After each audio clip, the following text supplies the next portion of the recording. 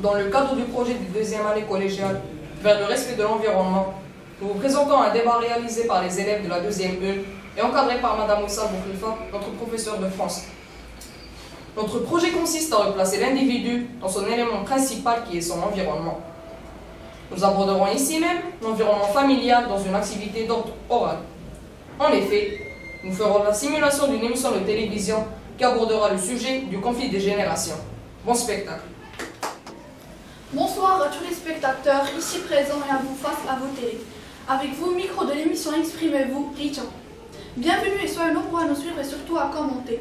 Nous attendrons vos appels au 05 22 98 92 99 ou vos messages sur notre adresse www.exprimez-vous.com. Aujourd'hui, nous abordons un sujet qui vous basculera d'une génération à l'autre. Sans vous faire attendre davantage, notre débat portera sur le conflit des générations. Justement, ces générations à la fois si proches et si éloignées, bien que vivant sous le même toit que leurs parents, ne pensent pas comme eux et ne voient pas les choses sous le même angle qu'eux. La mode, la technologie ont changé la donne. Un fossé se creuse entre les générations. Je ne remercierai jamais assez les personnes ici présentes d'avoir répondu par l'affirmatif à notre invitation. Je vous présente Monsieur Amil Hlou, un père de famille, Madame Aïb Barho, une maman, nos adolescentes Salma Waferq et Oumia Bouchaoui, et nos deux psychologues, Madame Faroul Houda et Madame Safa Krati. Merci d'être venus. Je vais d'abord m'adresser aux parents. Que reprochez-vous à vos enfants aujourd'hui et quelles sont vos exigences à leur égard? Je suis un père de famille. Mon rôle principal est de veiller sur ma famille et de fournir tout ce dont elle a besoin. Subvenir à ses demandes, sans pour autant que cela ne dépasse les limites. Pour répondre à cette question, je commencerai d'abord par dresser le profil d'un ou d'une jeune adolescente. Ces individus de jeune âge qui veulent ressembler à coup sûr à Martina Stoessel, à Justin Bieber. Quant à leur façon de marcher, de parler, c'est incroyable. Ils refusent d'écouter les grands et de suivre leurs conseils, et de vivre leur âge calmement et sereinement.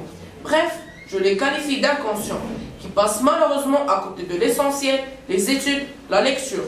Personnellement, j'aurais aimé avoir des enfants plus raisonnables, plus responsables, plus sobres et plus penchés sur leurs études.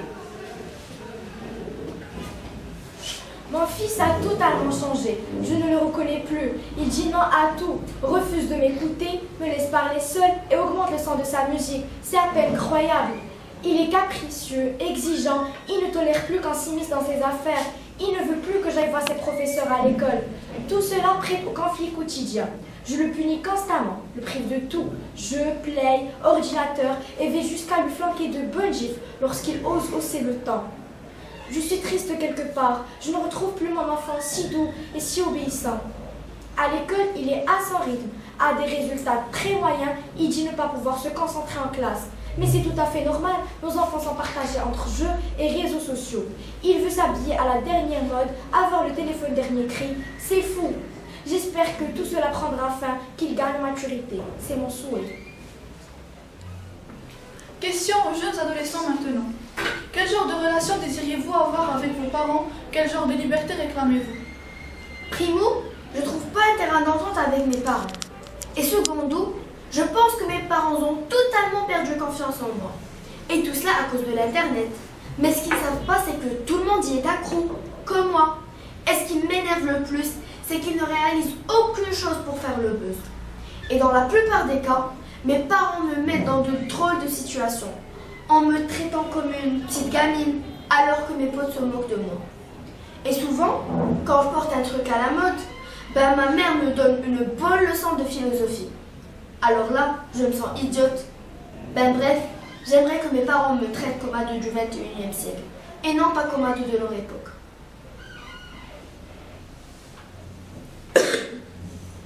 Je me sens coincée. Mes parents ne respectent jamais mes préférences et mes choix. Ils ne m'autorisent à faire quoi que ce soit. Je ne peux pas sortir avec mes amis. Mes goûts sont totalement différents de ceux de ma mère. Elle m'achète des vêtements que je n'ai pas portés. Devant mes potes, ils me traitent comme une petite fille de 8 ans. Ils me font honte. Pour eux, je suis toujours la petite fille d'antan. Je ne supporte plus leur manière. Je veux qu'ils comprennent que j'ai grandi et que les temps ont changé et qu'on ne peut pas arrêter le changement. Que pensent nos psychologues de tout ce qu'on vient d'entendre? Le conflit des générations est essentiellement un problème de compréhension. Chers parents, tous vos enfants passent par une étape d'adolescence. Pendant cette période, leur comportement change. Vous devrez doubler d'efforts, essayer de communiquer avec eux, partager leurs sentiments, impressions et idées. Cela va les soutenir et leur montrer que vous accordez de l'importance à ce qu'ils font.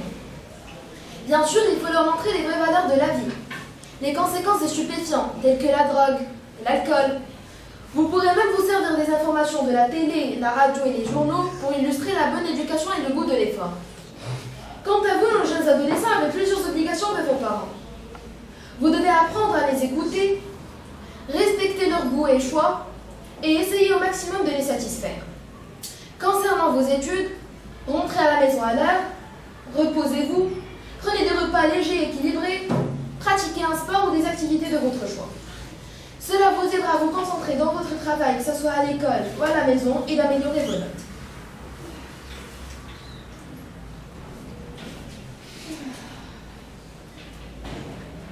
Une génération est un groupe particulier dont les membres partagent une proximité d'image et qui ont traversé, au cours de leur développement, des événements de vie semblables.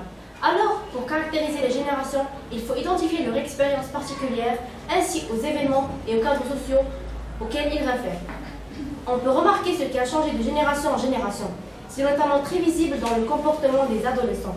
Leur aspiration, leur éducation et ce qui caractérise leur comportement, c'est surtout leur désir exaspéré de jouir de la liberté. La principale cause de ce problème de conflit de génération, c'est le manque de communication qui perd du terrain au sein de la famille. Les parents n'ont plus de temps à consacrer à leurs enfants, qui eux sont le plus souvent devant la télé ou sur le net. C'est une situation qui s'avère dangereuse, car elle peut mener à une destruction individuelle, familiale et surtout sociale. En somme, restant des barrières d'interdit, des lignes rouges à ne pas franchir, une sorte de contrat moral qu'on se doit de respecter, qu'on peut rectifier ou étoffer au fil des années.